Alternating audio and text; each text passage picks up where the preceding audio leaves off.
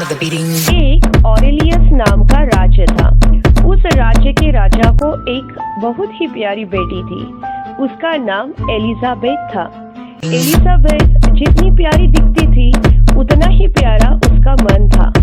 Elizabeth को सहेलियों के साथ बातें करना बहुत पसंद था। उसी तरह उसे पशु पक्षियों से बातें करना भी पसंद था। एलिजाबेथ की उम्र अब 20 साल की हो गई थी। उसके पिता उसके विवाह के बारे में सोच रहे थे, पर एलिजाबेथ ने पिता से कहा कि मैं जिसे पहचानती नहीं, जानती नहीं, उनके साथ विवाह कैसे करूं? एलिजाबेथ मन से विवाह के लिए तैयार नहीं थी, पर उसके पिताजी ने उससे कहा विवाह तो तुम्हें करना पड़ेगा ही। एलिजाबेथ पिताजी की बातों से थोड़ी नाराज हो गई। उसने अपने मन की बात सहेलियों को बताई। सहेलियां राजकुमारी एलिजाबेथ की बातों से सहमत थी। एलिजाबेथ के राज्य से दूर एक झाइलोस नाम का राज्य था। वहाँ के राजा बहुत शूर थे। राजा और रानी को एक पीटर नाम का राजकुमार था। वह राजकुमार उसके राज्य में बहुत ही प्रसिद्ध था। अपने पिता की तरह वह भी शूर था। राज्य की प्रजा उसे बहुत पसंद करती थी। एक दिन यह राजकुमार अपने सैनिकों के साथ घोड़े पे सवार होकर दूर एक जंगल में चला आया। सैनिकों ने राजकुमार को आगे जाने से रोक दिया, क्योंकि आगे की जगह एक जादूगर की थी। उसकी जगह पर प्रवेश करना ठीक नहीं था, पर राजकुमार नहीं माना। उसने अपने सैनिकों को वहीं पर रोक दिया और खुद आगे निकल आया। राजकुमार उस जादूगर के घर में घुस आया। राजकुमार को देख जादूगर बहुत क्रोधित हुआ। जादूगर ने पूछा, तुम यहाँ कैसे आए? क्यों आए? राजकुमार ने जवाब दिया, मैं देखने आया कि आप यहाँ अकेले कैसे रहते हो।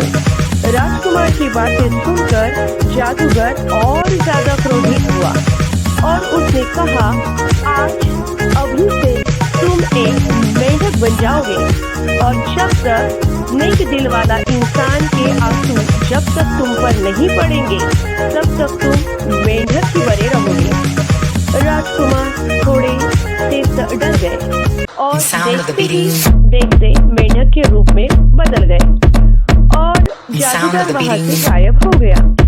सैनिक इंतजार कर थक गए।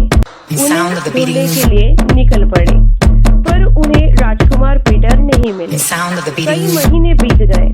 उसके पिताजी पूरी तरह से परेशान थे। राजकुमार पूरी तरह से एक रंगीन मेंढक बन गए थे। महीनों के चलने के बाद वह ऑरेलियस राज्य में आ गए।